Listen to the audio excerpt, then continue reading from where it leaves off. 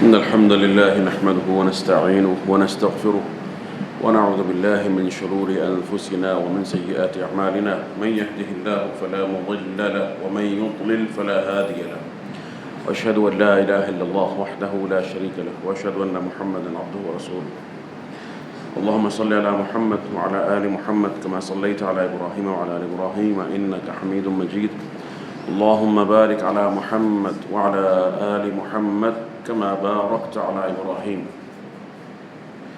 وعلى آل إبراهيم إنك حميد مجيد أعوذ بالله السميع العليم من الشيطان الرجيم من همزه ونفخه ونفثه بسم الله الرحمن الرحيم فتلقى آدم من ربه كلمات فتاب عليه إنه هو التواب الرحيم قلنا اهبطوا منها جميعا فإما يأتينكم مني هدى فمن تبع هداي فلا خوف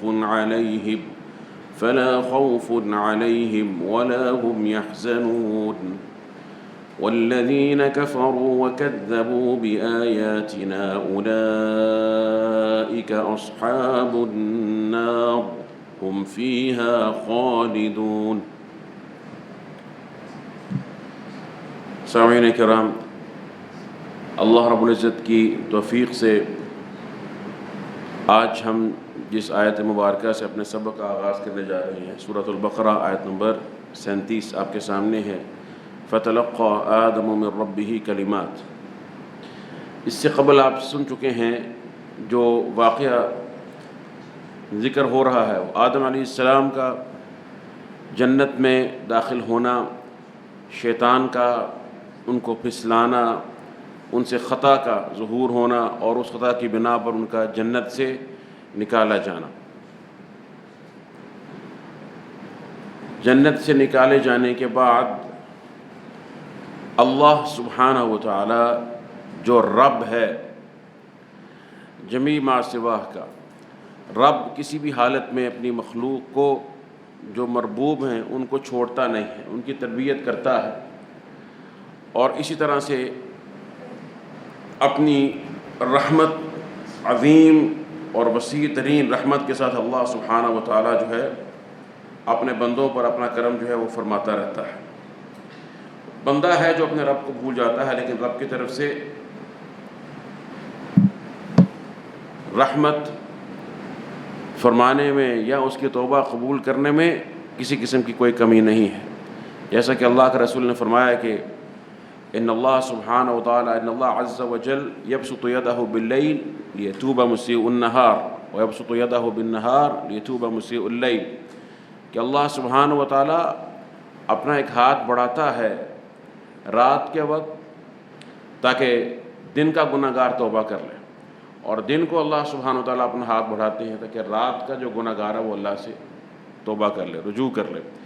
فَتَلَقَّى آدَمُ مِن رَبِّهِ كَلِمَاتٍ، آدم علیہ السلام کا جو گناہ تھا، جو خطا تھی، وہ تکبر، استکبار اور ضد، تعصب اور عناد کی بنیاد پر نہیں تھی، جیسا کہ آپ کے علم میں ہے۔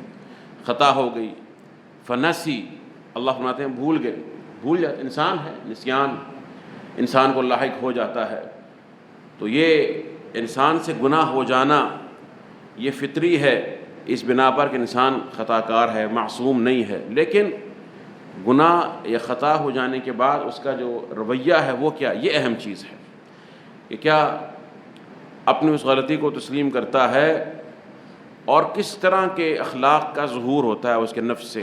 آدم علیہ السلام ہم منتظر تھے، پریشان ہیں، حیران ہیں، سرگرداں ہیں، سخت غم میں ہیں، ان کو معلوم ہے کہ کتنے عظیم رب کی نافرمانی ہوئی ہے، اور پھر یہ آپ نے سن لیا کہ ان کو اس سے قبل آیت میں کہ جنت سے بھی ان کو نکالا گیا، تو فَأَخْرَجَهُمَا مِمَّا كَانَا فِيهِ وَقُلْنَا اهْبِطُوا مِنْهَا، ہم نے کہا اتر جاؤ، اس سے جنت سے نکال دیے گیا، اتار دیے گیا۔ احباط ایک بلند جگہ سے کسی نچلی جگہ پر اترنے کو کہتے ہیں، تو جنت اس سے معلوم ہو جنت کیا ہے، وہ عالی ہے، بلند ہے، اتار دیا گیا۔ اب آدم علیہ السلام کو یہ معلوم نہیں ہے کہ کس طرح سے اپنے رب کو راضی کیا جا سکتا ہے، کس طرح سے اپنی خطا کو، یہ جو تمام ہمیں واقعہ بتایا جا رہا ہے ہمارا ہی واقعہ ہے، ہم انسان ہیں، ہم آدم علیہ السلام کی اولاد ہیں، تو اس میں ہماری تاریخ ہے، اس میں ہماری فطرت بھی ہے، ہماری سرشت بھی ہے، اور ہمارے تمام مسائل کا حل بھی ہے، اللہ سبحانہ وتعالیٰ سے قرب کی راہیں بھی ہیں، اور ہم سے جب خطا ہو جائے تو پھر ہم نے کیا رویہ اختیار کرنا ہے، ہمارے لیے زندگی کا درس بھی ہے۔ فَتَلَقَّى آدَمُ مِن رَبِّهِ كَلِمَاتٍ فَتَابَ عَلَيْهِ إِنَّهُ هُوَ التَّوَّابُ الرَّحِيمُ۔ شیخ صاحب فرماتے ہیں تلقى ای تلقف وتلقن، آدم علیہ السلام نے بڑے ہی بےتابی سے آگے بڑھ کر استقبال کرتے ہوئے، تلقی میں یہ چیز موجود ہے نا، جیسے کسی مہمان کا دیرینہ جس کا انتظار انسان منتظر ہے، اس کا انتظار کرتا ہو کہ وہ آئے، اور جب اس کو معلوم ہو تو آگے بڑھ کر اس کا استقبال کرے، اسی طریقے سے تلقی یہ تلقی ہے کہ آدم علیہ السلام نے وہ کلمات اپنے رب سے سیکھے، ان سے لیے، تلقف و تلقن والہمہ اللہ، اللہ سبحانہ وتعالیٰ نے یہ کلمات آدم علیہ السلام کو سکھائے۔ کتنا رحمان ہے ہمارا رب، کتنا عظیم، کتنی عظیم رحمت والا ہے، رحیم ہے کہ سکھاتا بھی خود ہے، اگر غلطی ہو جائے، خطا ہو جائے تو اس سے توبہ کیسے کرنی ہے، بلکہ انسان سے قبل وہ منتظر ہے، وہ چاہتا ہے کہ اس کا بندہ اس کی طرف رجوع کر لے، اس لیے تو اس کا ایک نام بھی تو ہے نا، تواب۔ کیا نام ہے اللہ سبحانہ وتعالیٰ کا؟ ایک اسم تواب ہے، جیسے کہ بندہ بھی تواب ہوتا ہے، اللہ کے جو نیک، رب اجعلنی لک ذکارا لک شکارا لک رہابا لک مطواعا لک مخبتا الیک اواہا منیبا، تو انسان کو بھی تواب ہونا چاہیے، بار بار، کیونکہ گناہ تو انسان سے کثرت سے ہوتا رہتا ہے، ہر وقت انسان جو ہے وہ اس کو ایک خوف لاحق ہونا چاہیے کہ مجھ سے کوئی خطا نہ ہو جائے۔ اللہ کا حق تو کوئی بھی ادا نہیں کر سکتا جیسے کہ اس کا حق ہے، تو جو انسان سے ایسا معاملہ ہوتا ہے کہ جو اس کے حق میں کوتاہی ہے، اس کو ہر وقت یہ سوچ میں رکھنا چاہیے، اللہ سے محبت ایسی ہے، یہ اللہ کا جو خوف ہے نا، یہ اللہ سے محبت کے منافی قطع نہیں ہے، بلکہ اس سے محبت اور بڑھتی ہے، اپنے رب کی عظمت کا، اس سے تعلق کا اظہار ہوتا ہے، تجدید ہوتی ہے۔ تلقف و تلقن والہمہ اللہ من ربہ کلمات، چند عظیم کلمات سکھائے اللہ سبحانہ وتعالیٰ نے، اور وہ کون سے کلمات تھے؟ سورہ اعراف میں ان کا ذکر موجود ہے، آپ کو معلوم ہے، ربنا ظلمنا انفسنا وان لم تغفر لنا وترحمنا لنکونن من الخاسرین۔ سبحان اللہ، ان کلمات میں کتنی ہی حکمتیں اور بصیرتیں ہیں، اب ان پر بات کرتے ہیں۔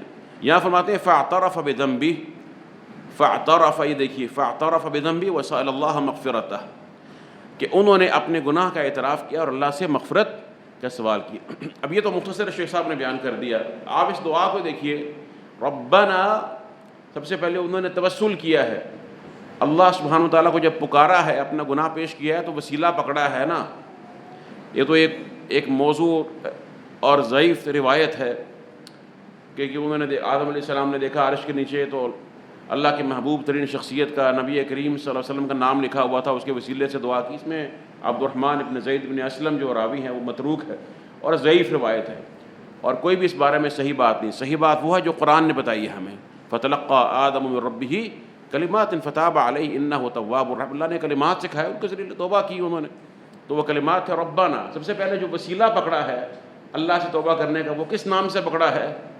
ربنا، اے ہمارے رب۔ اللہ کا اسم حسن ہے، اور رب جو تربیت کرنے والا، جو پالنے والا ہے، جو انشاء شیء حال فحال لحد التمام، کہ وہ تمام وسائل دینے والا ہے اپنی مخلوق سے، کبھی وما كنا عن الخلق غافلین، غافل نہیں ہے، جب دینے والا سب کچھ وہ ہے، نوازنے والا وہ ہے، گناہوں کی معافی دینے والا وہ ہے، شفائیں دینے والا وہ ہے، اور مصیبتوں کو ٹالنے والا، دکھوں کو ٹالنے والا وہ ہے، تو اسی نام سے پھر سوال کرنا ہے نا۔ اس لیے انبیاء علیہ السلام کی اکثر دعائیں اسی نام کے ساتھ ہیں، ربنا ربی انی ظلمت نفسی ربی هب لی ملکا لا ينبغی ربی لا تذرنی فردا ربی انی مسنی الضر وانت ارحم الراحمین۔ ربنا، پہلی چیز کیا ہے؟ اللہ کے اسم حسن سے ایک نام سے توسل کیا ہے۔ تو ہمیں اس سے کیا سبق ملتا ہے؟ انسان سے جب خطا ہو جائے، غلطی ہو جائے، تو اللہ سبحانہ وتعالیٰ کے اسماء حسنہ ہے نا، جس طرح کا سوال کرنا ہے اس طرح کا اسم حسن یہ سیکھنا چاہیے، یہ بہت بڑا علم ہے۔ کل شریعت کا جو مرجع ہے، شریعت کے تمام جو علوم لوٹتے ہیں، ابن قیم اور دیگر علماء کرام نے فرمایا کہ جتنے بھی شریعت کے علوم ہیں، جو حکمتیں ہیں، انسان کی جو عبادتیں ہیں، وہ جس جگہ پہ لوٹتی ہیں، جو مرجع ہیں ان کا، وہ اللہ سبحانہ وتعالیٰ کے اسماء حسنہ ہے۔ اللہ سبحانہ وتعالیٰ کے اسماء حسنہ کا فہم، اس کا علم ہے۔ جس کو یہ راز معلوم ہو گیا اس کو دعا کرنے کا سلیقہ بھی آ جاتا ہے، اور جس کو دعا کرنے کا سلیقہ آ جاتا ہے اللہ اس کی دعا قبول فرماتا ہے۔ دعا تو ادب ہے نا، دعا تو کل کا کل ادب ہے۔ جس کو ادب نہیں ہے وہ دعا کس طرح کر سکتا ہے؟ تو ادب خود اللہ کے رسول نے سکھایا ہے۔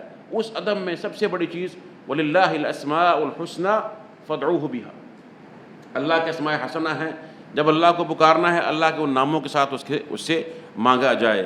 اسے معلوم ہے کہ جب رحمت طلب کرنی ہے تو رحیم ہے، ارحم الراحمین ہے، وہ رحمان ہے، اور اس کو پتہ ہے کہ جب اللہ سے عزت طلب کرنی ہے تو وہ عزیز ہے۔ من کان یرید العزت فللہ العزت جمیعا، لوگ زبردستی عزت حاصل کرنا چاہتے ہیں، کسی کو قہر، کسی پہ غلبے کے ذریعے، دبا کر، جھوٹ کے ذریعے، حسد اور بغض کے ذریعے عزت نہیں ملتی ہے، ذلت ملتی ہے۔ عزت اس کے پاس ہے، وللہ العزت ولرسولہ وللمؤمنین۔ لیکن بات تو ساری ایمان کی ہے، ساری چیز کا جو دار و مدار ہے وہ انسان کے ایمان پر ہے، علم اور ایمان۔ تو ربنا پہلی چیز کیا معلوم ہوتی ہے؟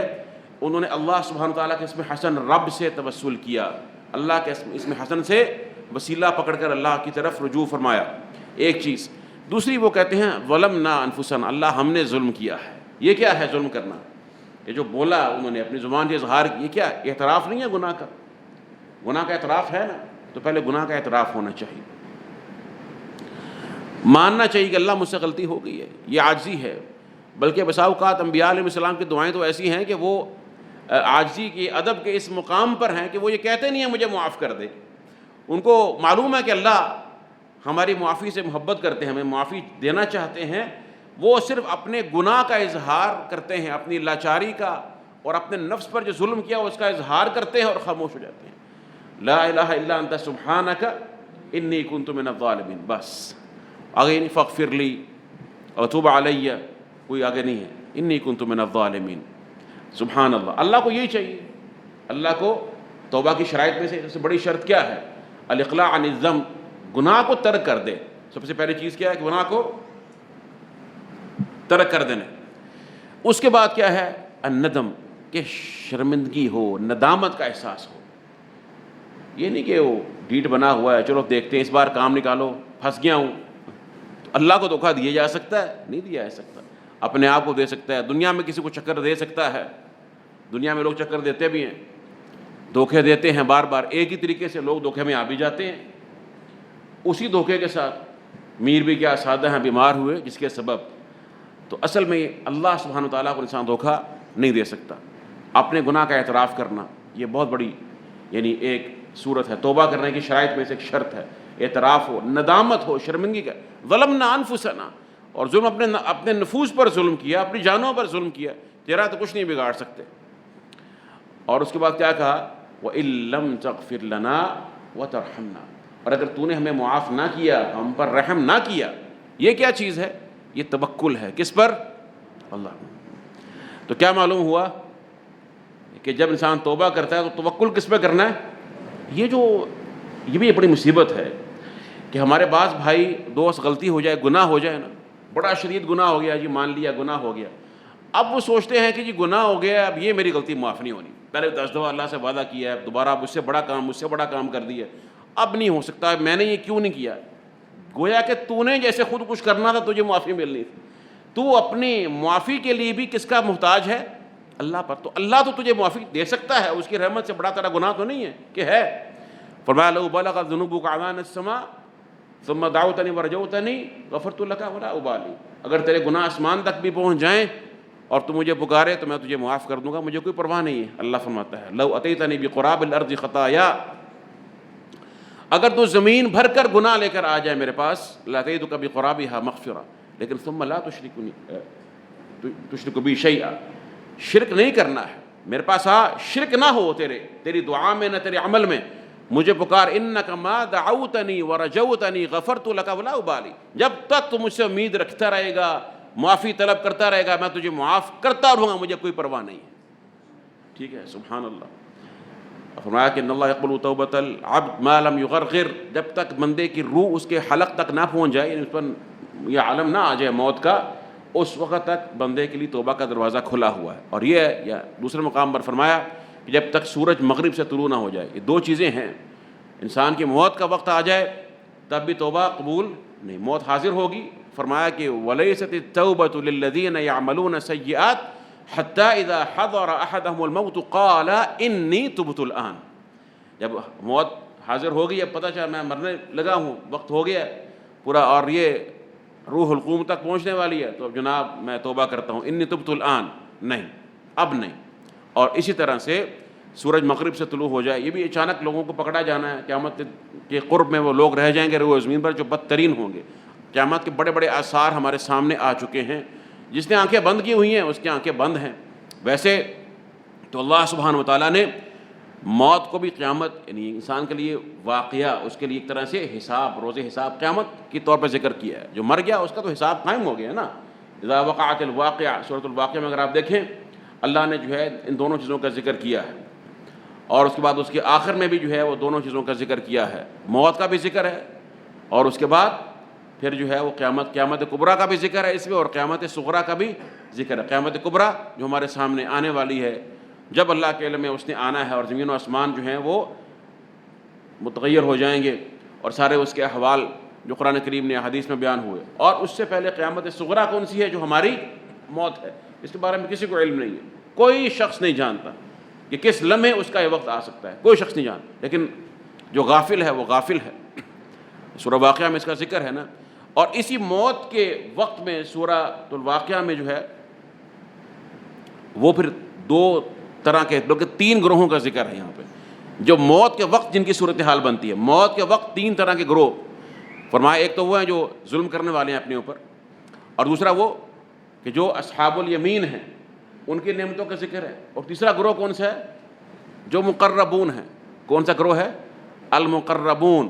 فاما ان کان من المقربین فروح وریحان وجنۃ نعیم، واما ان کان من اصحاب الیمین فسلام لک من اصحاب الیمین. جی سمجھ آ رہی بات؟ تقسیم ہو رہی ہے. دیکھیں فاما ان کان من المقربین، اس سے پہلے موت کا ذکر ہے کہ ترجعونہا ان کنتم صادقین. ہمارا جب وقت آ جائے، ہمارے وہ بھیجے ہوئے آ جائیں، تو ذرا اس موت کو واپس لوٹا کر دکھاؤ نا اگر تم سچے ہو، تمہارے میں طاقت ہے. نہیں کر سکتے. فرمایا فاما، اب یہ تقسیم ہو رہی ہے. فاما ان کان من المقربین فروح وریحان وجنۃ نعیم، یہ مقربون کی جنت ہے، ان کے لیے اعلیٰ ترین شان ہے. واما ان کان من اصحاب الیمین، اور اگر اصحاب الیمین میں سے فسلام لک من اصحاب الیمین، ان کے لیے بھی سلامتی ہے. اور تیسرا گروہ کون سا ہے؟ واما ان کان من المکذبین الضالین فنزل من حمیم وتصلیۃ جحیم ان ھذا لہو حق الیقین فسبح باسم ربک العظیم. تین گروہوں کا ذکر ہے نا. تو ہمیں کس گروہ میں ہونا چاہیے اللہ کی رحمت سے؟ فرمائیے اصحاب الیمین میں کہ مقربون میں؟ انشاءاللہ مقربون میں. جناب بڑی شانیں ہیں مقربون کی. آپ کو میں ایک چھوٹا سا ایک لطیف سا اشارہ کر دیتا ہوں اسی مقام پر سورہ واقعہ میں. تو شاید یہ کوئی بتائے آپ کو، یہ عام کتابوں میں آپ کو یہ نقطہ ملے، لیکن اس پر علماء نے تفصیل سے جنہوں نے تحقیق کی ہے، محققین نے، انہوں نے بحث کی ہے. آپ کو معلوم ہے کہ جنت کا لفظ قرآن کریم میں کئی بار آیا ہے، جنت. اور جنت کو لکھنے کا طریقہ کار کیا ہے کہ جنت کبھی چھوٹی گول تا سے لکھا جاتا ہے اور کبھی لمبی تا سے بھی ہے، لمبی تا سے بھی لکھا جاتا ہے. اصل میں کیا ہے؟ گول تا سے، تائے مربوطہ جسے کہتے ہیں، تائے مربوطہ یا مقبوضہ، چھوٹی گول تا سے لکھا جاتا ہے. اکثر یہی ہے، جب اس کو وقف کرتے ہیں تو یہ ہاء میں تبدیل ہو جاتی ہے. اور کبھی کسی مقام پر جنت جو ہے وہ لمبی تا کے ساتھ بھی ہے. اور بھی ایسی جگہ ہیں کہ جہاں پر امرات، مثلا مرأہ ہے، امراتن ہے، چھوٹی گول تا کے ساتھ، اور کہیں پر لمبی تا کے ساتھ ہے جو مفتوحہ ہے اور تائے مربوطہ کے ساتھ نہیں ہے. اس پر علماء نے تحقیق کی. انہوں نے کہا کہ یہ قرآن کریم میں جو کتابت ہے ایسا کیوں ہے کہ کہیں پر یہ ایسے تو نہیں ہے. قرآن کریم کی ہر چیز میں اعجاز ہے. میں آپ کو ہمیشہ کہتا ہوں کہ ہم اگر اس علم سے محروم ہیں یا دور ہیں تو یہ نہیں کہ علم موجود نہیں ہے، ہماری اپنی محرومی ہے، ہماری اپنی محرومی ہے، بڑی بڑی نعمتوں سے محرومی ہے، قرآن کریم کسی ایک نقطے سے محروم ہو جانا. تو انہوں نے اس پہ تحقیق کی کہ ایسا کیوں ہے کہ کہیں پر یہ گول ہے، کہیں پر یہ لمبی تا سے لکھا گیا ہے. تو پھر انہوں نے دیکھا کہ یہ تا، جو آپ کی تا گول ہوتی ہے نا، یہ مقبوضہ، یہ سے مٹھی بند کی ہوئی ہے، مٹھی جیسے کہ بند ہے. اور جو تا بڑی ہے لمبی لکھی جاتی ہے گویا کہ وہ مبسوطہ ہے، اسے گویا کہ کھولا گیا ہے. میری بات سمجھ رہے ہیں نا؟ اسے مفتوحہ بھی کہا جاتا ہے، کھولا گیا ہے. انہوں نے دیکھا کہ جہاں پر بھی جنت کا ذکر آیا نا بالعموم، اور جنت کی ہر نعمت، اس میں کیسی کیسی نعمتیں اور اس میں عظمتیں ہیں، وہ ہر جنتی کو معلوم نہیں ہوں گی. کیونکہ جنت میں کیا ہے؟ درجات ہیں. جنت میں درجات ہیں. جو انسان جس درجے میں ہے اپنے درجے کی نعمتوں کو وہ پائے گا، اور اگر کسی اعلیٰ درجے کی جنتی سے ملاقات کرتا ہے تو ٹھیک ہے، اس کے ساتھ اس وقت کے لیے اس کو نعمتیں جیسے اللہ کے علم میں حاصل ہو سکتی ہیں، لیکن حقیقتاً جو جن نعمتوں کے وہ لائق ہے، جس درجے کے وہ لائق ہے، اس کو اسی درجے کی، اسی مستویٰ کی نعمتیں اس کو حاصل ہوں گی۔ تو اس لیے وہ جنت کی تمام ان نعمتوں پر جن پہ اللہ کے رسول نے فرمایا کہ لا خطر علی لا اذن قد سمعت ولا عین قد رأت ولا خطر علی قلب بشر، کہ نہ کسی آنکھ نے دیکھا، نہ کسی کان نے سنا، نہ کسی کے دل میں ایسا خیال گزرا، تو ہر چیز اس نے جنت کی وہ نہیں دیکھی ہوئی ہے جو کہ اعلیٰ ترین جنتیوں کو جو نعمتیں جو فردوس الاعلیٰ میں ہوں گے ان کو نظر آئیں گی۔ بات واضح ہو گئی ہے۔ تو انہوں نے کہا کہ جہاں پر بھی تا گول ہے وہاں پر جنت کا جب ذکر ہے تو وہ گویا ایک عمومی ذکر ہے کہ جنت ہے۔ اب اس جنت میں سے کس کے لیے کتنی وہ جنت واضح اور ظاہر ہے، کتنی مکشوف ہے، کتنی کھلی ہوئی ہے، اس بنا پر جہاں جنت کا کھلا ہونا، اس کی نعمتوں کا خوب ظاہر ہونا تمام نعمتوں کا مقصود ہے، وہاں پر تا لمبی ہے۔ اور جہاں پر نعمتوں کا یہ معلوم نہیں کہ ہر جنتی کے لیے کیا تمام نعمتیں حاضر ہیں اس کو نظر آئیں گی، وہاں تا کیا ہے، گول ہے۔ اس طرح سے امراتن کے اندر بھی ایسے ہی ہے، جہاں پہ امراتن گول تا ہے وہاں پہ عام کسی عورت کا ذکر ہے، اور جہاں پر لمبی تا کے ساتھ ذکر ہے وہ عورت ہے، اس کے بارے میں سب جانتے ہیں۔ امرات فرعون، امرات لوط، امرات نوح، یہ تو معروف ہے نا، انبیاء علیہ السلام کی بیویاں، یا فرعون کی جو بیوی ہیں آسیہ علیہ السلام۔ یہاں پر امرات کی تا بھی لمبی ہے کہ معروف ہے، مکشوف ہے، سب کو معلوم ہے کس کی حالت کے بارے میں بات ہو رہی ہے۔ تو سورہ واقعہ میں جہاں مقربون کا ذکر ہے وہاں پر جنت کو لمبی تا کے ساتھ لکھا گیا ہے، کیونکہ مقربون کو جو جنت ملنی ہے وہ اپنی جمی نعمتوں کے ساتھ ملنی ہے اور اعلیٰ ترین ملنی ہے۔ یہ اشارہ ہے اس طرف، فما ان کان من المقربین فروح وریحان وجنت نعیم۔ سبحان اللہ۔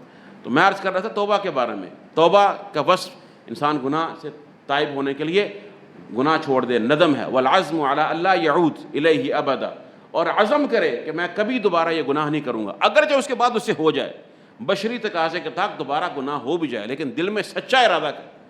یہ توبہ النصوح ہے، خالص توبہ۔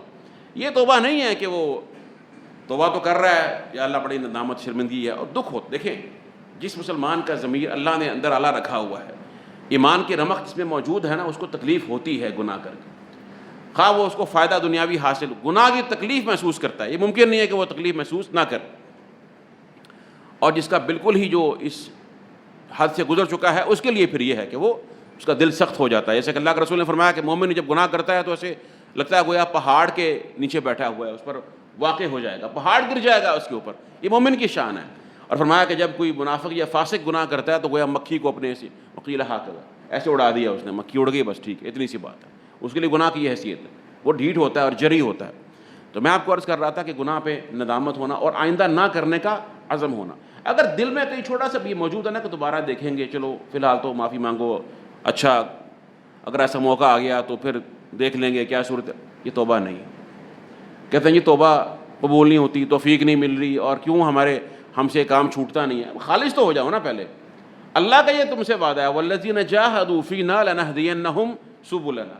اللہ کا یہ وعدہ ہے، اللہ آپ کو توفیق دے گا، استقامت بھی دے گا، لیکن سچ تو بولو اللہ کے ساتھ، کیونکہ اللہ کو دھوکہ نہیں دیا جا سکتا۔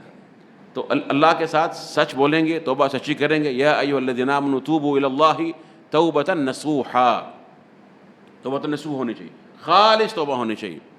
تو ایک چیز یہ ہے، اور چوتھی شرط اس کے اندر یہ ہے، اگر کوئی توبہ کا معاملہ ایسا ہے جو مخلوق کے ساتھ اس کا تعلق ہے، یہ بات ذرا ذہن میں رکھیے گا۔ ایک ہے انسان کے گناہ اس کا براہ راست اللہ سے تعلق ہے، حقوق اللہ میں سے، اللہ کے حقوق میں سے کوئی اس نے کوتاہی کر، تقصیر ہو گئی، گناہ ہو گیا، معافی طلب کر لی۔ ایک یہ ہے کہ مخلوق کے ساتھ معاملے میں زیادتی کر لی، اپنی زبان کے ساتھ، اپنے ہاتھ کے ساتھ کسی کا حق غصب کر لیا، کسی پر ظلم کر لیا۔ وَقَدْ ظَلَمَ هَٰذَا وَشَتَمَ هَٰذَا وَقَذَفَ هَٰذَا، حدیث میں آتا ہے نا، قیامت کے روز فرمایا کہ مسکین وہ کون ہے؟ مسکین وہ ہے کہ جو بڑے بڑے اعمال لے کر آئے گا، نماز بھی ہوگی، زکوٰۃ بھی ہوگا، صدقہ بھی ہوگا، لیکن اس کے اعمال ان کو دے دیے جائیں گے جن پر اس نے کسی پر ظلم کیا ہے، کسی کو مارا ہے، کسی پر تہمت لگائی، کسی پر بہتان لگایا، کسی پہ اور کوئی غیبت کر دی، یہ تمام چیزیں۔ اور فرمایا جب اس کی نیکیاں ختم ہو جائیں گی، اس کے گناہ اس پر ڈالے جانا شروع کر دیے جائیں گے۔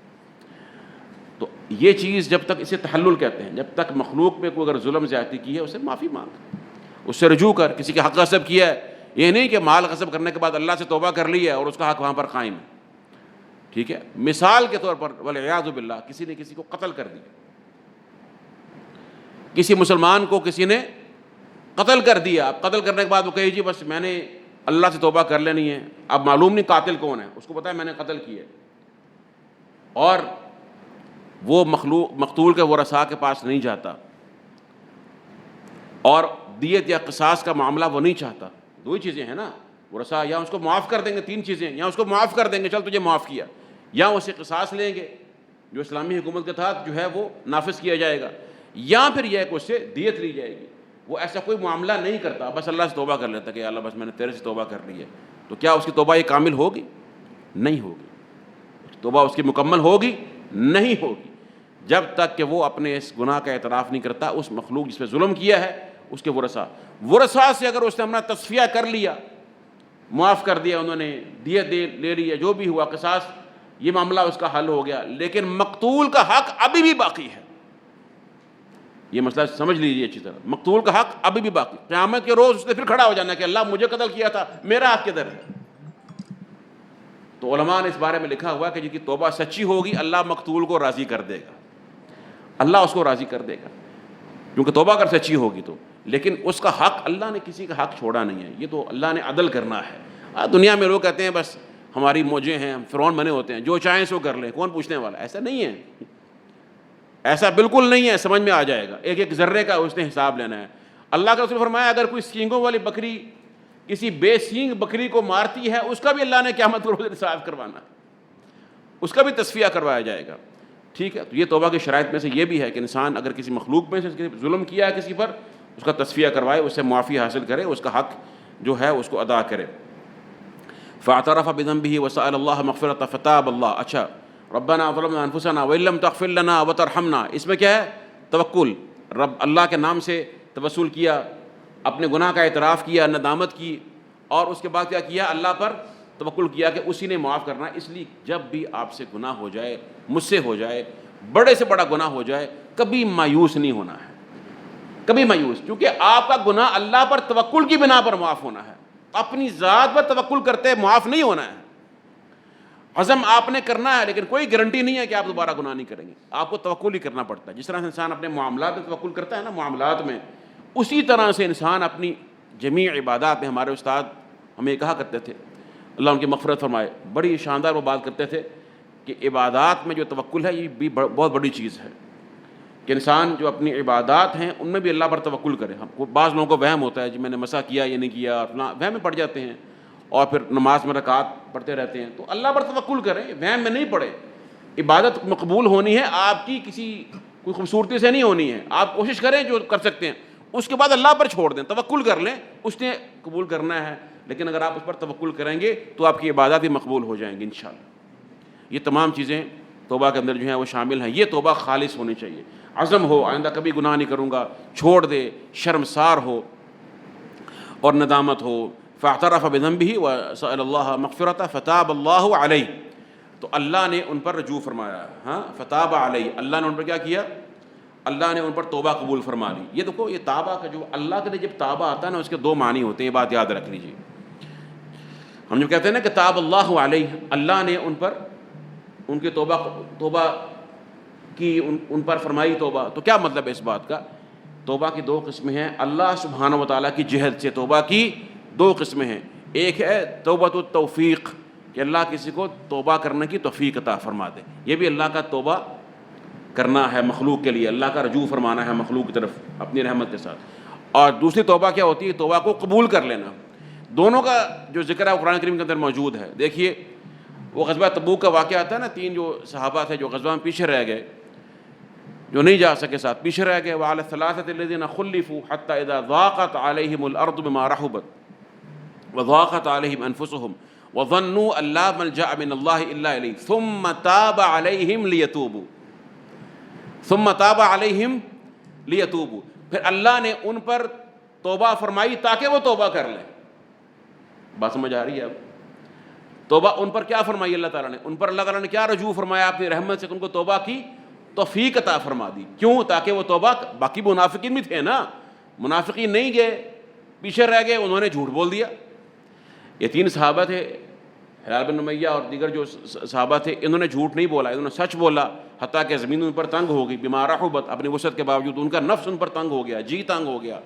بہت دکھ میں تھے، اور ان کو معلوم ہوا، یقین تھا کہ اللہ کے سوا کوئی ہمارے لیے جو ہے وہ ملجا نہیں ہے، کوئی جائے پناہ نہیں ہے. تو پھر اللہ فرماتے ہیں کہ ثم تاب علیہم لیتوبوا، اللہ نے جب ان پر توبہ فرمائی تو انہوں نے اللہ سے توبہ کی. کیا مطلب ہے اس بات کا؟ اللہ نے ان کو توبہ کی توفیق عطا فرما دی.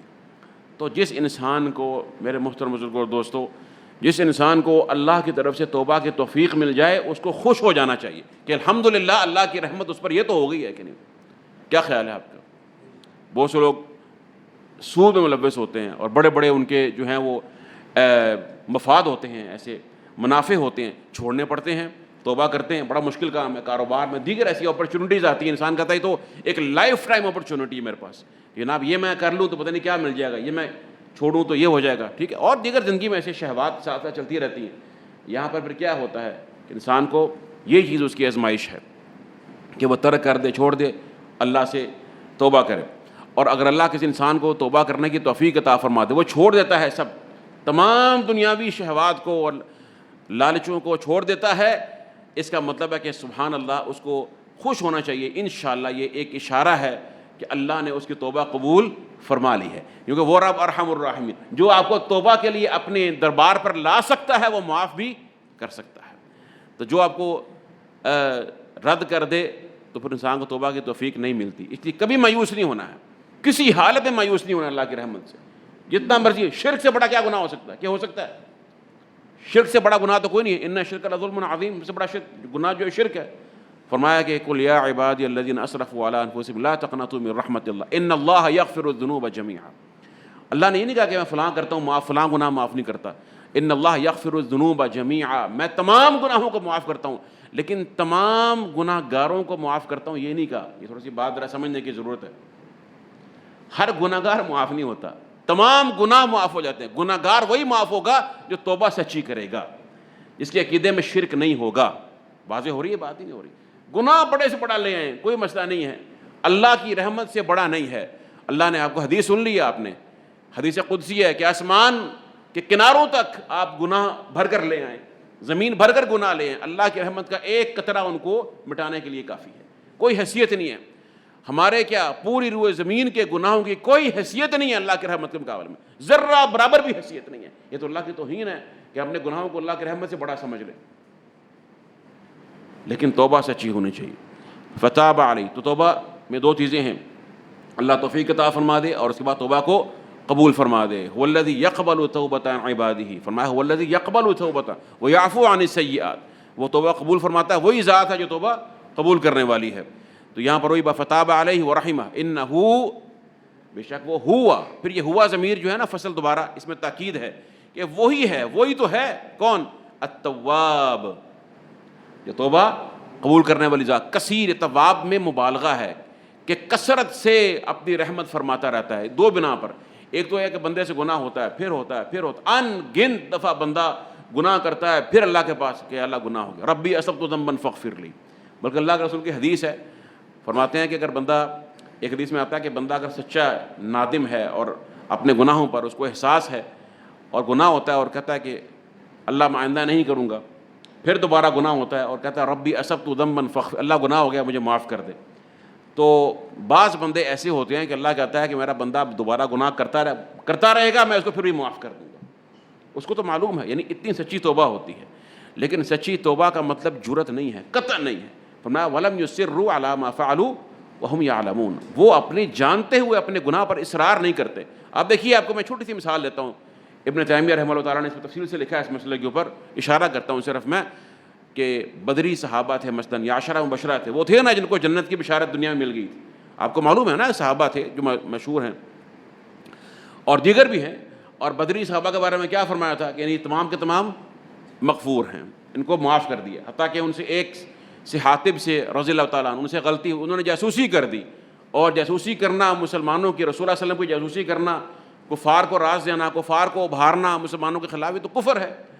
لیکن حضرت عمر نے یہ بات کی کہ دعنی اضرب عنق ھذا المنافق، کہ اللہ کے رسول مجھے چھوڑ دیجئے، میں اس منافق کی گردن اتار دوں، یہ تو کفر کر دیا ہے. تو آپ نے کیا فرمایا تھا کہ نہیں، یہ منافق نہیں ہے، یہ کافر نہیں ہے، ایسا نہ کہ آپ نے، اللہ کے رسول نے کیا حجت بتائی تھی کہ اس بنا پر تو یہ نہیں کہہ سکتا؟ فرمایا تھا کہ عمر یہ بدری ہے، اور تجھے کیا پتا کہ اللہ نے ان کے دلوں کو دیکھ لیا ہوا ہے، ان کے دل بہترین دل ہیں، ان کے باطن کو اللہ نے جانچ لیا ہوا ہے، اللہ نے معاف کر دیا ہے۔ بات سمجھ میں آ رہی ہے آپ کو؟ تو کیا بدری صحابہ اس بشارت کو پانے کے بعد بے فکر ہو گئے تھے کہ جو مرضی کرتے رہو، جو چاہو سو کرو، ہمیں تو اللہ نے معاف کر دیا؟ عشرہ مبشرہ نے کہا، حضرت عمر نے، حضرت ابوبکر صدیق نے، حضرت علی نے، عثمان غنی نے رضی اللہ تعالیٰ عنہم اجمعین، انہوں نے کہا جی ہم تو بس بشارتیں مل گئی ہیں، اور ایک نہیں کئی بار بشارتیں۔ حضرت طلحہ بن عبید اللہ کے رسول فرماتے ہیں وجبت لہ الجنہ، جنت اس کے لیے واجب ہوگی، واجب ہوگی، واجب ہوگی۔ کتنی بار فرمایا غزوہ احد میں؟ انہوں نے کہا لو جی میرے لیے تو اللہ کے رسول نے فرما دیا واجب ہو گیا، میں جو چاہوں اسے کروں۔ نہیں، ان بشارتوں کے بعد ان کے اعمال کو دیکھیں، آپ کو معلوم ہوگا کہ پہلے سے کئی گنا زیادہ ان کے اندر جو ہے وہ خشیت تھی اور خوف تھا، اور ان کے اندر جو ہے وہ اجتہاد اور جہد تھا۔ کیوں؟ اس لیے کہ وہ اسی خصال کی بنا پر اس بشارت کے مستحق ہوئے تھے۔ تو یہ کوئی دلیل نہیں ہے کہ جو سمجھے کہ میری توبہ مقبول ہے تو میں جو چاہوں اسے کروں، نہیں۔ توبہ مقبول ہونے کی علامت یہ ہے کہ انسان کے اندر تبدیلی آ جاتی ہے اور اپنے گناہوں کو مکمل طور پر چھوڑ دیتا ہے اور وہ رجوع کر لیتا ہے، حق کو قبول کر لیتا ہے۔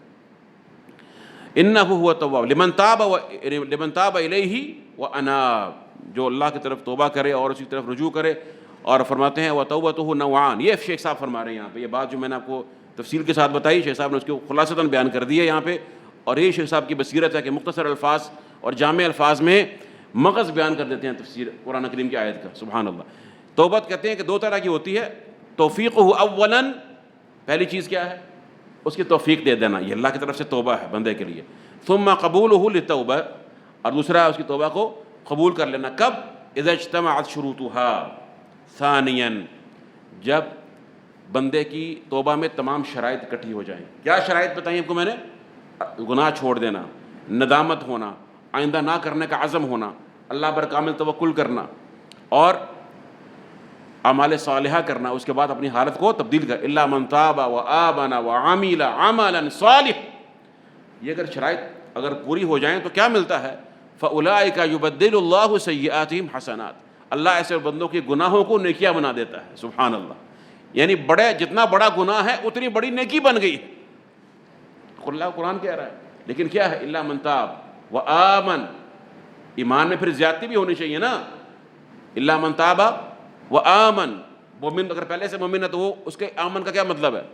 اپنے ایمان کو اب مکمل کر لے، تیرے ایمان میں جو نقص پیدا ہوا تھا اس ایمان کے نقص کو اب پورا کر۔ وعمل عملا صالحا، اور نیک اعمال بھی کر۔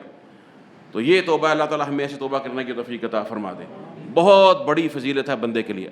اللہ کے رسول فرماتے ہیں کہ میں انی لا اتوب الیہ فی الیوم 100 مرہ، میں اللہ سے ایک دن میں 100 بار توبہ کرتا ہوں۔ اور صحابہ کرام کہتے ہیں کہ ہم رسول صلی اللہ علیہ وسلم کی مجلس میں ہوتے تو آپ کو دیکھتے آپ ایک ہی مجلس میں بیٹھے ہوئے آپ 100 دفعہ استغفار، اللہ سے مغفرت طلب کرتے۔ یہ اللہ کا رسول ہے۔ قد غفر اللہ لک ما تقدم من ذنبک وما تأخر، اللہ نے اگلے پچھلے سارے گناہ معاف کر دیے، لیکن یہ کیفیت ہے خشیت کی اور توبہ کی، یہ صفت ہے اللہ کے رسول میں۔ الرحیم، انہ هو التواب الرحیم، وہ تواب بھی ہے اور وہ رحیم بھی ہے۔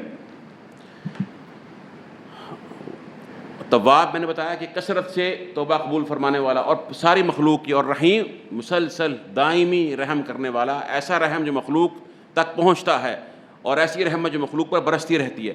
رحیم کا جو ہے صیغہ ہے نا، یہ رحمان سے فرق اس میں یہ ہے کہ اس میں مخلوق کے ساتھ تعلق کا معنی بھی ساتھ موجود ہے۔ ومن رحمتہ بہم، اور اللہ کے بندوں پر رحمت کیا ہے؟ ان وفقہم للتوبہ وعفا عنہم وصفح، کہ بندوں کو توبہ کی توفیق عطا فرما دیتا ہے اور پھر ان کو معاف بھی کر دیتا ہے، ان کی توبہ کو قبول بھی فرما لیتا ہے۔ قلنا اہبطوا منہا جميعا، احباط کا ذکر پہلے ہوا تھا نا، ہم نے کہا اتر جاؤ، اترنے کا ذکر دوبارہ ہوا یہاں پہ۔ قلنا اہبطوا منہا جميعا، ہم نے کہا سب کے سب اتر جاؤ۔ دو تھے، آدم اور حوا، لیکن علماء نے کہا کہ یہاں پر ان کی چونکہ ذریت بھی شامل ہے، اولاد بھی، ہم سب بھی شامل ہیں، گویا ہمیں بھی اتارا گیا۔ آدم علیہ السلام اگر اللہ کے اذن میں ہوتا، مشیت میں نہ اترتے، ہم بھی نہ اترتے، وہ اتارے گی، ہم سب بھی اتارے گی، ہم تو پھنسے ہوئے ہیں ادھر۔ سوچ کی بات ہے، ہم نے واپس جانا ہے، اللہ نے راستے بند تو نہیں کیے نا، اللہ نے تو ہمارے لیے جنت کو تیار، جنت موجود ہے، اس وقت موجود ہے اور بلاتی بھی ہے۔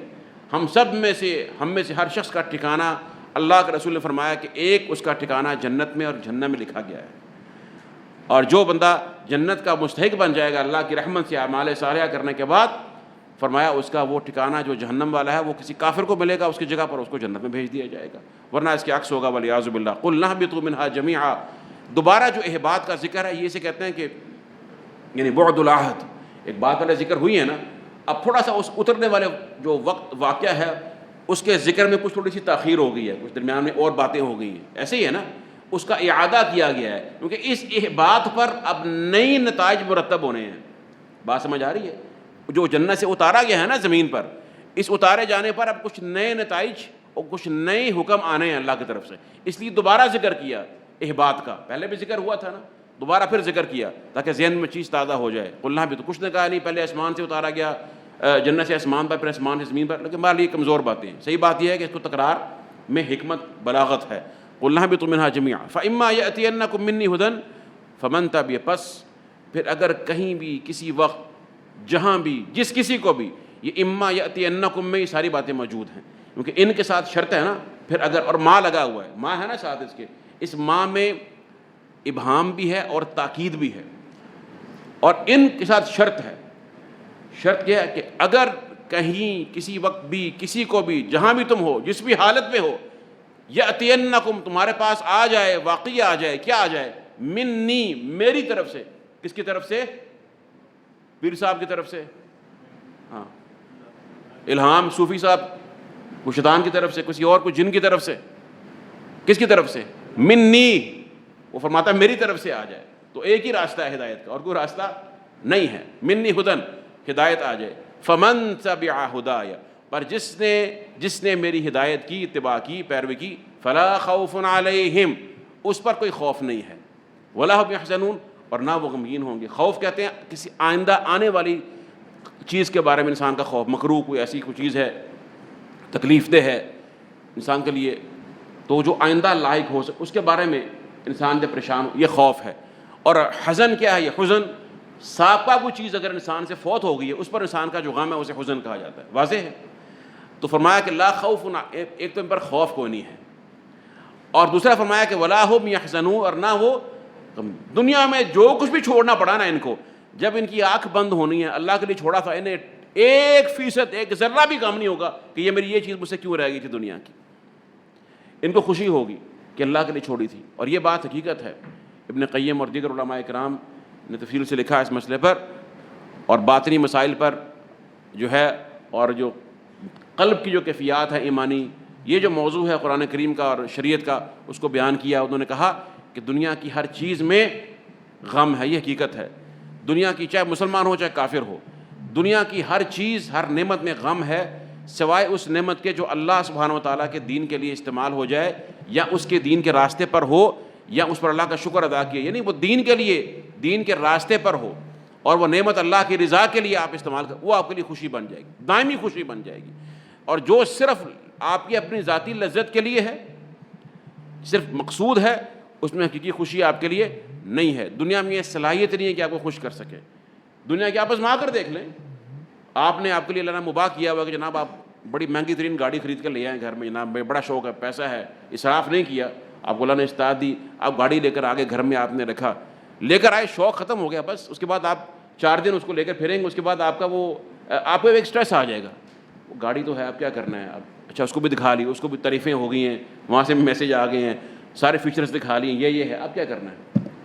بہترین کھانا یار وہ نہیں کھایا، فلاں شکار نہیں کھایا، فلاں آرڈر سے کھانا وہ بھی کھا لیا، یار کتنی لذت مل جائے گی، وہ محرومی آپ کو جو تھی وہ پوری ہوگی. اب کیا ہے؟ کچھ نہیں ہے، اب اسٹریس ہے. لیکن یہی گاڑی اگر اللہ کے دین کے لیے استعمال ہو رہی ہے، تبلیغ کے لیے ہو رہی ہے، اللہ کی رضا کے لیے ہو رہی ہے، اور اس کا استعمال اس کے راستے میں ہے، اور آپ کی زندگی اس کے راستے میں ہے، عمومی زندگی مسلمان کی، چاہے وہ سو رہا ہے، وہ آرام کر رہا ہے، آرام دہ گاڑی میں سفر کر رہا ہے، لیکن اس کی زندگی کا جو مقصد اللہ کے دین کی سربلندی ہے، اعلاء کلمت اللہ ہے، امر بالمعروف ہے، نہی عن المنکر ہے، وہ آپ کے لیے مسلسل دائمی خوشی کا باعث دنیا کے اندر بھی ہوگی، آخرت میں بھی ہوگی. کیونکہ، اور یہ میری بات نہیں ہے، اللہ کے رسول کی حدیث سن لیجئے، فرمایا الدنیا کلھا ملعونہ، دنیا ساری کی ساری ملعون ہے. کوئی استثناء کیا اللہ کے رسول نے؟ ساری ملعون ہے. ملعون ما فیہا، جو اس کے اندر ہے وہ بھی ملعون ہے. ملعون چیز میں کوئی خوشی ہو سکتی ہے؟ الا ذکر اللہ وما والا وعالما ومتعلما، فرمایا سوائے اللہ کے ذکر کے، اور وہ انسان جو اس ذکر سے محبت کرنے والا ہے، اور وہ شخص جو دین کا عالم ہے، اور وہ شخص جو دین کا علم سیکھ رہا ہے. اللہ کے رسول کا فرمان ہے، صحیح حدیث ہے. ان کے علاوہ دنیا میں جو کچھ بھی ہے وہ ملعون ہے، اس میں خوشی نہیں ہے، اس میں صرف دھوکہ ہے. ایک چیز جب تک آپ کے پاس نہیں ہے، آپ کے لیے بڑی پرکشش ہے، ہاتھ میں آئی کشش ختم ہوگی، اب اگلی تلاش کرو، پھر اسٹریس ختم کر، نشے کی طرح ایک نشہ ہے، ٹیکہ لگا اس سے بڑا اس سے بڑا. تو یہ دنیا کی حالت ہے، اتنی حقیر ہے یہ دنیا. قُلْ اهْبِطُوا مِنْهَا جَمِيعًا، ہمیں یہاں اتارا گیا کہ آیت فرمایا فَإِمَّا يَأْتِيَنَّكُم مِّنْهُ هُدًى فَمَن تَبِعَ هُدًى فَلَا خَوْفٌ عَلَيْهِمْ وَلَا هُمْ يَحْزَنُونَ. دیکھ یہاں پہ فرق کیا ہے، صیغوں کا فرق ہے. خوف کے بارے میں فرمایا ان پر خوف نہیں ہے، یہ نہیں کہا کہ لا یخافون، وہ ڈریں گے نہیں، وہ ڈرتے نہیں ہیں، یہ نہیں کہا. وَلَا هُمْ يَحْزَنُونَ، لیکن وہ ان میں حزن نہیں ہے، غم نہیں ہے. یہاں پر صیغہ مضارع کا فرمایا، اس میں تجدد ہے اور تکرار ہے. لیکن خوف کے بارے میں کیا فرمایا، ان پر خوف نہیں ہے. کیونکہ مسلمان دنیا میں خوف تو کرتا ہے اللہ سے، بولیں کرتا ہے یہ نہیں کرتا. یخافون ربہم من فوقہم، قرآن کہتا ہے نا سورۃ النحل میں کیا، کہ اوپر جو ان کا آسمان، ان کا جو رب ہے اس سے وہ ڈرتے ہیں. یخافون، وہ اپنے رب سے ڈرتے ہیں مگر ان پر خوف ہے کوئی نہیں، حقیقی خوف ان پر کوئی نہیں ہے. جب اپنے رب سے ملیں گے موت کے بعد، جتنے بھی جو ایسے واقعات آنے ہیں، جتنا ایمان کا انسان کا ایمان قوی ہوگا، بلند ہوگا، اتنا اللہ کی رحمت سے اس کے خوف کی نفی ہوتی چلی جائے گی. اور غم، سچا مسلمان جو ہے، آپ کو میں حقیقت بتاؤں، دنیا میں سچا مسلمان جو اللہ سے تجارت کر لیتا ہے، اللہ سے تجارت کر لیتا ہے، اپنی انویسٹمنٹ اپنی جان کی، اپنے مال کی کر لیتا ہے، اسے اللہ کی رضا میں، اللہ کے دین کے راستے میں اگر دنیا کی چیز چھوڑنی پڑتی ہے، اس کو اس پر حزن و ملال نہیں ہوتا، اس کو نہیں ہوتا. اس کو پتا کہ میں نے جو تجارت کی ہے وہ بڑی مہنگی. هل ادلکم علی تجارۃ تنجیکم من عذاب علیم، یہ پڑھی آیات. ان اللہ اشتری من المؤمنین انفسهم واموالهم بان لهم الجنہ. تو بہر یہ فرمایا، شیخ صاحب فرماتے ہیں ای و فاما یاتینکم منی ھدی، جب بھی جہاں بھی کسی وقت واقعتاً میری طرف سے ہدایت آ جائے، اگر آ جائے کیا کرنا ہے، ای وقت، دیکھو کیا لکھا ہے، ای وقت و زمان، یہ جو میں بات کر رہا ہوں نا، ای کسی وقت بھی، کسی حالت میں، کسی جگہ پر، کسی وقت میں آ جائے. یہ جو ترجمہ کر رہے ہیں شیخ صاحب، تفسیر کر رہے ہیں، یہ اسی ماں کی وجہ سے کر رہے ہیں، اور یہ نون تاکید کا لگا ہوا ہے، ٹھیک ہے نا، یہ عربی کے اندر اس کی بنا پر کر رہے ہیں کہ جب بھی جہاں بھی آ جائے، جاءکم منی یا معشر الثقلین، اے جن و انس، دونوں کو خطاب ہو رہا ہے یہاں پر. ہدا، ہدایت آ جائے. ہدایت کیا ہے، اے رسول و کتاب، اللہ کے رسول آ جائیں اور اللہ کی کتاب. وہی دو چیزوں کا نام ہے نا، کتاب اللہ کا یہاں ہدی رسول اللہ صلی اللہ علیہ وسلم. لما یقربکم منی، وہ ہدایت جو تمہیں مجھ سے قریب کرنے والی ہے، مجھ سے تمہیں قریب کرتی ہے. ویدنیکم منی، اور تمہیں میرے قریب کرتی ہے، میرا قرب عطا کرتی ہے. ویدنیکم من رضائی، اور تمہیں میری رضا کے بھی قریب کر دیتی ہے وہ ہدایت. فمن تبع ہدای، پس جس نے میری اس ہدایت کی اتباع کی، منکم، تم میں سے. کیسے اتباع کی ہدایت کی، بِأَنْ آمَنَ بِرُسُلِي وَكُتُبِي، کہ میری رسولوں پر بھی ایمان لے کر آیا، میری کتابوں پر ایمان لے کر آیا. وَاهْتَدَىٰ بِهِمْ، اور ان سے ہدایت پکڑی، حاصل کی. اور کیسے ہوگا یہ، وَذَلِكَ بِتَصْدِيقِ جَمِيعِ أَخْبَارِ الرُّسُلِ وَالْكُتُبِ. دو چیزیں ہیں، ہمیں اللہ اور اس کے رسول نے جتنی باتوں کی خبر دی ہے ان کی کامل تصدیق کرنا کہ یہ سچ ہے. اللہ نے اپنے بارے میں خبر دی ہے، عرش، کرسی، آسمان، زمین کے جو امور غیبیہ ہیں، ماضی کے، مستقبل کے، قیامت کے واقعات، احوال، احداث، محشر، میزان، پل صراط، جنت، جہنم، تمام کی تصدیق کرنا، کامل تصدیق کرنا، اس کو ماننا. قبر، برزخ، یہ تمام باتوں کو، یہ اخبار، یہ خبریں ہیں. یہ کیا ہیں، دو طرح کلام ہوتا ہے نا، یہ خبر ہوتی ہے، امر ہوتا ہے. خبر میں تصدیق کرنا. والامتثال للامر والاجتناب للنہی، اور اللہ نے جو حکم دیا اس کی پیروی کرنا، اللہ نے جن سے منع کیا ان سے رک جانا. جو یہ تمام کام کرتا ہے وہ گویا کہ اتبع ہدایا میں داخل ہے، اس نے واقعی اللہ کی ہدایت کی پیروی کی. اور فرمایا، دوبارہ دیکھیے ذرا، غور کیجیے ذرا، فَإِمَّا يَأْتِيَنَّكُم مِّنِّي هُدًى، جس نے میری طرف سے ہدایت، آگے یہ نہیں کہا کہ فَمَن تَبِعَ هُدَايَ، دوبارہ ہدایت کو یہاں پہ اللہ نے ذکر کیا ہے. جس نے میری ہدایت، بار بار اللہ بول رہے ہیں میری ہدایت، میری طرف سے میری ہدایت. اس سے کیا معلوم ہوتا ہے، ایک تو ہدایت کا شرف معلوم ہوتا ہے، کتنی عظیم ہدایت ہے کہ جو اللہ اپنی طرف منسوب فرما رہے ہیں بار بار، میری طرف سے آئے گی، میری ہدایت ہوگی، اس میں کسی کا کوئی دخل نہیں ہے. اور اللہ کے رسول بھی خالص اللہ کی طرف سے ہی ہدایت کو بیان فرماتے ہیں صلی اللہ علیہ وآلہ وسلم. فرمایا فلا خوف علیہم ولا ہم یحزنون. یہاں پر شیخ صاحب فرما رہے ہیں اللہ تعالیٰ نے ہدایت کی پیروی کرنے والوں پر سے دو چیزوں کی نفی کی ہے. کن کی؟ خوف نہیں ہوگا، اور کیا نہیں ہوگا، حزن نہیں ہوگا، کوئی پچھتاوا نہیں ہوگا. اور کوئی ڈر اور خوف بھی نہیں ہوگا. اور فی الآیت الاخری، اور دوسرے مقام پر کیا فرمایا؟ فمن اتبع ہدای فلا یضل ولا یشقی، جس نے میری ہدایت کی پیروی کی نہ تو وہ گمراہ ہوگا اور نہ وہ شقاوت ہوگی، اس پر کوئی سختی ہوگی کہ دل کی بدبختی ہے یا کوئی ایسا کوئی اس پر کوئی عذاب ہے. اب دیکھیے یہاں پر 4 چیزیں ہوگی نا. دیکھیں فرتب علی اتباع ہداہ 4 اشیاء، اللہ نے جو ہے اپنی ہدایت کی پیروی پر 4 چیزوں کو مرتب فرمایا. ان کے نتیجہ پر، یعنی ہدایت کی پیروی پر جو نتیجہ نکلے گا وہ کیا ہے؟ 4 انعامات حاصل ہوں گے. کیا کیا؟ نفی الخوف والحزن، خوف اور حزن کے نفی ہے، 2 چیزیں یہ. والفرق بینہما، دونوں میں فرق کیا ہے؟ ان المکروہ اذا کان قد مضى احدث الحزن، کوئی مکروہ چیز جو تکلیف دہ شے تھی جب وہ گزر جائے وہ انسان میں پچھتاوا اور غم پیدا کرتی ہے، ماضی کی شے. اور وَإِن كَانَ مُنْتَظَرًا، اگر وہ منتظر ہے کہ آئندہ آنے والی ہے، احدث الخوف، وہ خوف پیدا کرتی ہے. فَنَفَاهُمَا عَمَّنِ اتَّبَعَ هُدَاهُ، تو اس نے اللہ نے ان دونوں کی نفی کر دی. کن سے نفی کر دی؟ جو اس کی ہدایت کی پیروی کرنے والے ہیں. وَإِذَا انْتَفَيَا، جب یہ دونوں چیزیں منفی ہو گئیں، کیا کیا؟ خوف اور حزن، حصل ضدهما، ان کی ضد حاصل ہوگی، ان کا جو الٹ ہے انسان کو وہ حاصل ہو گیا. دیکھیں نا، جب انسان کو خوف بھی نہیں ہے اور ملال بھی نہیں ہے تو امن ہو گیا نا، سکون مل گیا، اطمینان حاصل ہو گیا. وَهُوَ الْأَمْنُ التَّامُّ، تو ان کا جو عکس ہے انسان کو وہ کامل حاصل ہو گیا. وَكَذَلِكَ نَفَى الضَّلَالَ وَالشَّقَاءَ، اور اس آیت مبارکہ میں سورۃ طٰہٰ کہ اللہ تعالیٰ نے ہدایت کی پیروی کرنے والوں میں پر سے 2 چیزوں کی نفی کر دی ہے. وہ کیا ہے؟ گمراہی اور شقا. عَمَّنِ اتَّبَعَ هُدَاهُ وَإِذَا انْتَفَيَا ثَبَتَ ضِدُّهُمَا، جب 2 چیزیں منفی ہو گئیں ان کی ضد جو ہے، ان کا الٹ، ان کا عکس وہ ثابت ہو گیا کمال. اور وہ کیا ہے؟ وَهُوَ الْهُدَىٰ وَالسَّعَادَةُ، اور وہ ہدایت ہے اور سعادت ہے، شقاوت نہیں ہے بلکہ وہ کیا ہے؟ سعادت ہے، خوش بختی ہے. اب سبحان اللہ، کتنے انعام ہو گیا کہ آپ سے خوف بھی منفی ہو گیا اور حزن منفی ہو گیا اور گمراہی منفی ہوگی اور شقاوت بھی. یہ تمام چیزیں انسان کی زندگی میں سے ختم ہو گئی. اگر یہ ختم ہو جائیں تو زندگی میں پھر کیا رہ جائے گا سوائے خوشی کے، سعادت کے، اطمینان کے اور لذت کے؟ سبحان اللہ، اور کیا بچے گا بتائیے آپ. اور یہ تمام چیزیں جو مترتب ہو رہی ہیں کس پر ہو رہی ہیں؟ اللہ کی ہدایت کی اتباع پر. اور آپ نے پہلے یہ قاعدہ پڑھ لیا تھا، آپ کو یاد ہے یا نہیں یاد؟ بالکل شروع میں آپ کو قاعدہ بتایا تھا. یہ تفسیری قاعدہ بہت مشہور قاعدہ ہے، دوبارہ اس کو ذہن میں بٹھا لیے، بار بار یہ قاعدہ آنا ہے. ابھی بھی 3-4 دفعہ استعمال ہوا ہے یہ قاعدہ. یہ اسلوب ہے، جب اللہ تعالیٰ کسی وصف کو کسی حکم سے معلق کرتے ہیں نا، جتنا اس وصف میں کمی بیشی ہوگی اتنا حکم بھی اوپر نیچے ہوگا، اتنا حکم بھی اسی اعتبار سے اس پر آئے گا. ٹھیک ہے؟ ایسے مثال فرمایا ہدی للمتقین، ہدایت کس کے لیے ہے؟ متقین کے لیے. تو ہدایت اللہ نے معلق کی کس وصف سے؟ تقوی کے وصف سے. جتنا تقوی زیادہ ہوگا ہدایت بھی، بولیے، زیادہ ہوگی. تقوی کم، ہدایت بھی اتنی کم ہوگی. فرمایا الذین آمنوا ولم یلبسوا ایمانہم بظلم اولئک لہم الامن وہم مہتدون، جو لوگ ایمان لے کر آئے اپنے ایمان کو انہوں نے ظلم کے ساتھ آلودہ نہیں کیا، یہ لوگ ہدایت یافتہ ہیں، ان کے لیے امن بھی ہے. ٹھیک ہے؟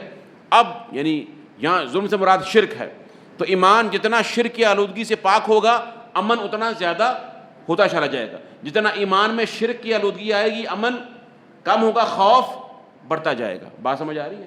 یہ اصول یاد رکھیں. اب یہاں پر 2 جگہ پہ یہ اصول لگا ہے، آپ نے دیکھ لیا. پہلے کیا ہوا؟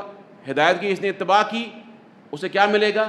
اسے خوف اور حزن نہیں ہے. جتنی ہدایت کی اتباع ہوگی نا اتنا ہماری زندگی میں خوف اور حزن ختم ہوتا چلا جائے گا. یہ وہ راز ہے. اللہ کے اولیاء کو جب ابن تیمیہ رحمہ اللہ تعالیٰ، مثلا ان کی مثال آتی ہے بابر ذہن میں، احمد بن حنبل رحمہ اللہ تعالیٰ، مالک، جتنے بھی ائمہ کرام ہیں اور علماء ہیں، جب ان پہ ظلم کے پہاڑ توڑے جاتے ہیں، ان کو پھینکا جاتا ہے سجن میں اور تعذیب ہوتی ہے، تو انتہائی مطمئن ہوتے ہیں. اللہ کے رسول کے صحابہ کرام بدترین ایسی جگہوں پر جہاں خوف ہونا چاہیے، شدائد ہیں، مصائب ہیں، انتہائی مطمئن ہیں، مسرور ہیں، بلکہ ان کے اندر اعتماد اور خوشی جھلکتی ہے. کیوں؟ یہ کس بنا پر ہے؟ کہ ان کا ایمان اس درجے کا تھا. تو جتنا ایمان اور ہدایت کی اتباع تھی، میرے محترم بزرگوں اور دوستو، آئیے میں اپنے آپ کو پہلے اور آپ کو دعوت دیتا ہوں، ہم اللہ اور اس کے رسول کی جو ہدایت ہے اس کی کامل اتباع کر لیں. جتنی آپ کی اتباع کامل ہوگی اللہ کی رحمت سے، یقین کر لیں اللہ کا یہ وعدہ ہے. اللہ فرما، میری بات نہیں ہے، فمن اتبع ہدایا فلا یضل ولا یشقی ولا خوف علیہم ولا هم يحزنون. دنیا ساری ایک طرف ہو جائے، جتنی آپ کی ہدایت کی اتباع کامل ہوگی، آپ مخلص ہوں گے اللہ اور اس کے رسول کی پیروی میں اور ان کی تعلیمات پر چلنے میں، اور ان کو ہر چیز پر ترجیح دیں گے، اتنا آپ کی زندگی سے خوف اور حزن اور یہ غم اور پریشانیاں نکل جائیں گی. یہ اللہ کا وعدہ ہے. اور اگر وہ ہیں تو پھر ہمیں اپنی ہدایت پر، اپنی اتباع پر غور کرنا چاہیے. سب سے پہلے یہ اللہ نے ہمیں بتا دی یہاں پر. تو حصہ فرما رہے ہیں کہ یہ تمام چیزوں کی جو ہے وہ نفی ہوگی. حاصل له الامن والسعادت دنیاویہ والاخرویہ والہدا، یہ تمام چیزیں اس کو حاصل ہوگی. وانتفع عنہ کل مکروہ، ہر مکروہ، ہر چیز جو انسان کو تکلیف دے وہ ختم ہو گئی. من الخوف والحزن والضلال والشقاء فحصل له المرغوب واندفع عنہ المرہوب، اسے وہ شے جو چاہیے زندگی میں اس کو حاصل ہو گئی، دنیا میں بھی آخرت میں بھی. اور جس شے سے وہ ڈرتا ہے اس سے وہ شے دور ہو گئی، ہٹ گئی.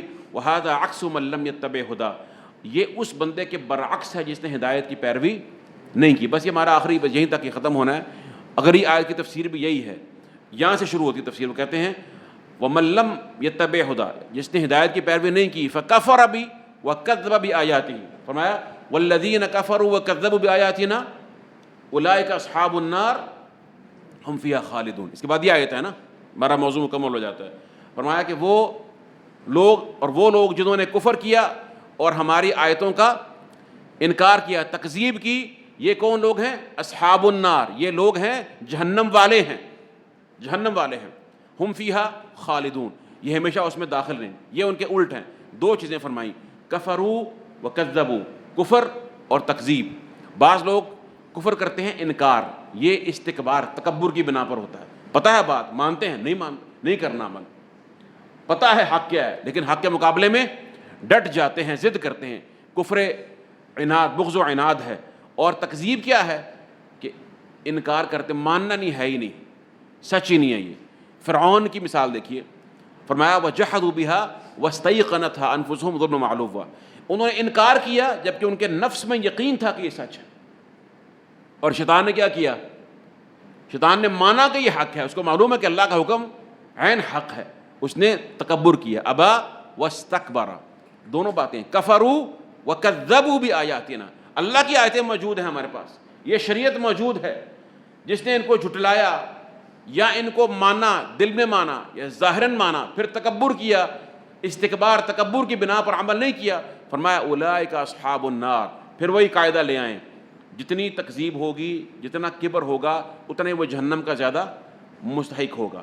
لیکن ایک بات ضرور ہے کہ جو مطلقاً یہ تکذیب کرتا ہے اور تکبر کرتا ہے وہ اصحاب النار میں سے ہے.